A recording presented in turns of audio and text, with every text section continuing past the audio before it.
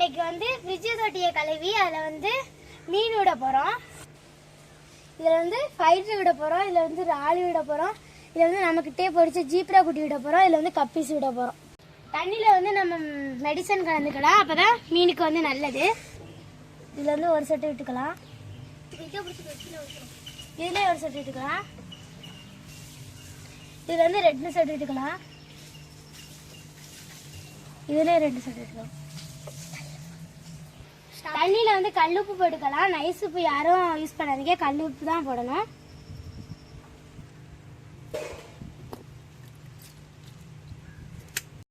ஒரு அழகுக்காக நான் ஒரு செடி வச்சுருந்தேன், அதையும் வச்சுக்கலாம்.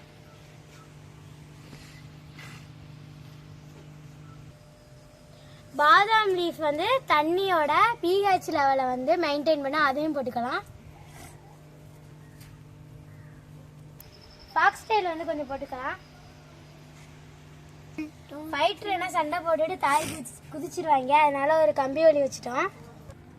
ஃபைட்டர் எடுத்து விட்டுறலாம்.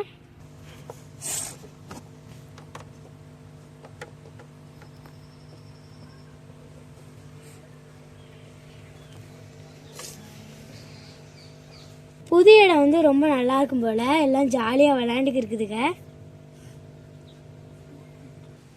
மயில் தோகை கப்பீஸையும் வால் கிழிஞ்சு போன கப்பீஸையும் எடுத்து உள்ள விட்டுக்கலாம். இன்னொன்றுக்கு கேரட் கப்பியையும் உள்ள விட்டுக்கலாம்.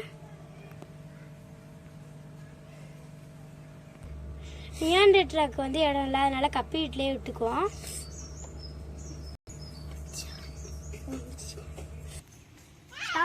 நம்ம கிட்ட வந்து பொறிச்ச ஜீப்ரா குட்டியை வெளியே எடுத்துக்குவோம். இதில் சிவப்பாக பெருசாக இருக்கிறது மட்டும் பிளாட்டி குட்டி.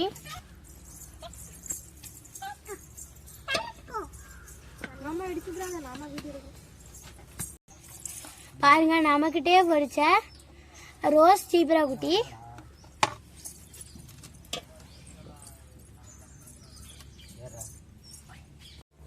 குட்டி ஏன்னா டைரெக்டாக தண்ணிக்குள்ளே விட்டுறக்கூடாது, கொஞ்சம் நேரம் வச்சுட்டு தான் விடணும்.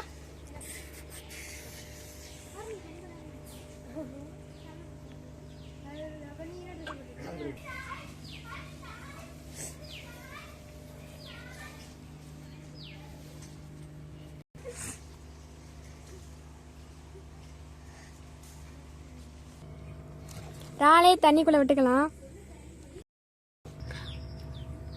பாருங்க, ரால் அழகா இருக்கு. இந்த மீனோட பேரு தெரியல, இன்னைக்கு தான் வாங்கிட்டு வந்தோம். தெரிஞ்சா கமெண்ட்ல சொல்லுங்க.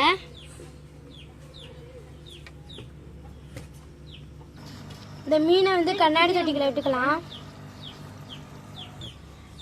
பாருங்க, 4 மீன் எவ்வளவு அழகா நின்றுதுன்னு. பேரு மட்டும் தான் தெரியல, தெரிஞ்சா கமெண்ட்ல போடுங்க. இன்னைக்கு ஒர்க் எல்லாத்தையும் முடிச்சிட்டோம். நம்ம கிட்ட இன்னும் நிறைய மீன் இருக்கு. அந்த மீன் எல்லாத்தையும் நம்ம அடுத்த வீடியோல பார்ப்போம். மறக்காம சப்ஸ்கிரைப் பண்ணுங்க. நன்றி, வணக்கம்.